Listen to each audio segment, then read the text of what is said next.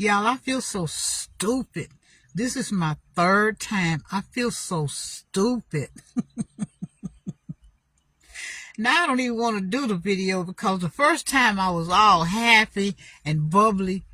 The second time I felt like, just like you're going through a play, it's like rehearsed.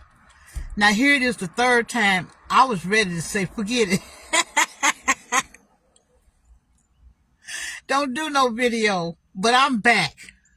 And I'm going to try to restate everything I said in the first two. And I'm going to tell you what went wrong. After I uploaded the video the first time, I didn't hear no sound. So I'm like, what's wrong? I'm thinking, okay, you don't have a connection. I go to, so I deleted it because I couldn't hear nothing. The second time I called myself testing out for sound. So I went to another page and I plugged them and I couldn't hear anything. And I'm like, okay, maybe something's wrong with Facebook. So then I recorded the second time. Same thing, no sound. What is wrong, Paulette? Why is it no sound? What's wrong? It finally dawned on me, you dummy. When I was in the court proceedings, I took my phone and I put it on silent. I took the sound and I took it all the way down. Now, my nephew showed me how to push those three little buttons on your sound to turn your phone sound off, but I didn't do that. I just took my sound button and took it all the way down to off, so in case my phone rang or something while I was in there. So I had all the sound down. So actually, when I did my video, there was sound. I just didn't hear it because I didn't have my phone turned up. Make me mad. Make me mad. Now, this is my third time when I could have been done with this. So, I'm going to give y'all the not so good news first. Ain't no need of me playing like I did the first time. The not so good news is I went there originally so I could bow out gracefully and not serve as a prospective juror. But that's not what happened. When I got there, the judges filed out and one of them stood before us and he was telling us what we could do and what go next and what's going to happen next. And then he said, those that want to be excused from jury duty, stand up and line up on either side of the room. And he said, and then you will proceed to sit down with a judge, which there was 5 of them. And then you will tell them your reason for not wanting to serve as a juror and they will excuse you or not. So for me, I got up and I stood at the head of the line on one side of the room. And when the girl directed me to go have a seat at the judge's table, I asked, could I go to the judge that I recognized? And she said, of course, go right ahead. So when I sat down before this judge, I asked him if he remembered me. And he said, well, your face looked familiar. He says, but I don't really recall. And I made him understand or recall where it was that he and I had engaged in a conversation, which brought his memory back. And he's like, okay, yes, I do remember you very well. He said, and it's nice seeing you again. And I'm like, same for me. So anyway, I told him that I didn't want to be a juror. And then he asked me why. And I told him I just wasn't feeling it, and I didn't know if I was going to be a good one, at this time, whatever I said. Well, anyway, he talked me in the stand. And they need him for 2 weeks. And so there was a week 1 and week 2. He said, why don't I put you down for week 2? I said, okay, as a favor to him. So I'm going to be in the pool. So he told me to go ahead and have a seat back in the audience, and that once they got through with everybody that was trying to get excused, they would address the crowd as a whole.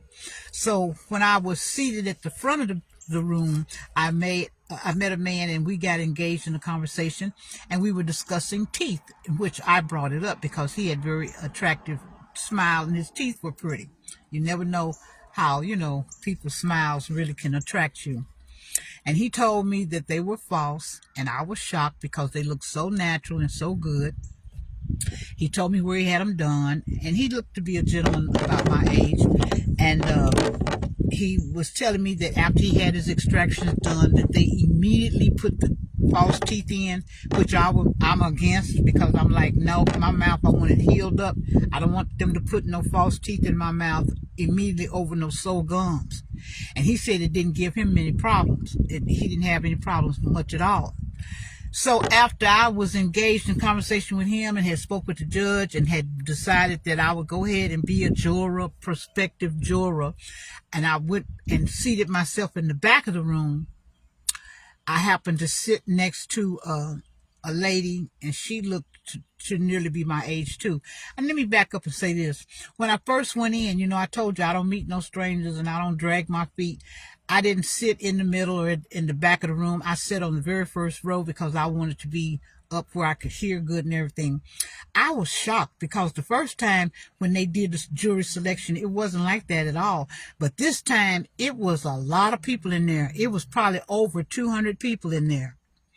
And guess what? There were only 4 blacks, including myself, me and 3 other blacks that were in there. And then I happen to know one of the other blacks. She is a retired teacher as well. And so she spoke to me after the meeting was over with.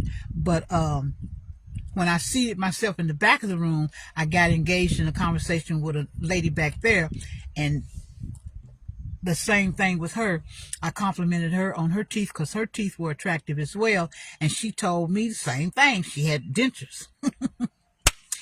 And we got engaged in that denture conversation. And she told me that she had a full one at the top and a partial at the bottom.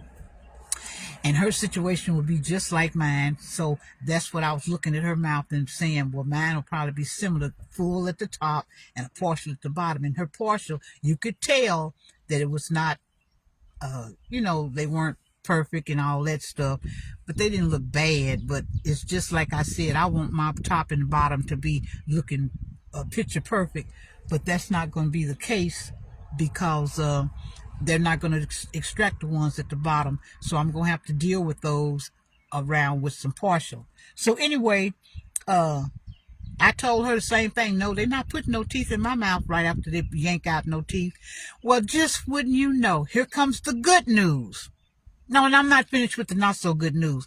When I was a juror before, they only paid like $10 or $20 a day. I don't know.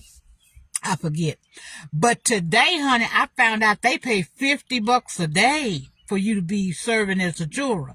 And we get paid for today. So I get paid today, so it's not a waste of time. And so that's that. So now I'm sitting here talking to Patty, my new friend, and we're discussing teeth and talking about grandkids and all this stuff.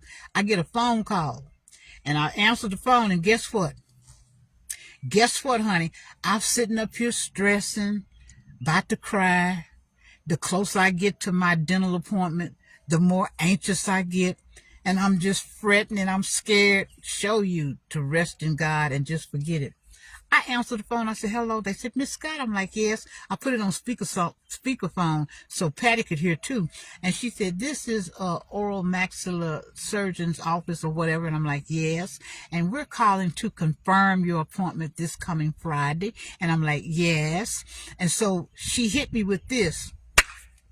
She said, well, we're going to do 7 extractions. And she said, and we're going to put you to sleep. When she said, put me to sleep, honey, I got the rocking. I got happy. I said, oh, sleepy, night. So she said, yes, we're going to put you to sleep. So Patty heard it, and she and I high-fived each other. I'm like, good, because I was stressing out thinking about getting them teeth yanked out. 1, 2, 3, 4, 5, 6, 7, and gonna be put to sleep. So they told me, make sure I bring somebody that they can drive me home. And I said, I surely will. So now I've been worried all this time, and I'm gonna have my teeth pulled out, and I won't know anything about it. I'll be asleep. So when I wake up, I'll just deal with the healing and the discomfort that I have to go through, to get them well, to get my gums well. So that's the good news. And then the not so good news is that I wind up staying as a prospective juror.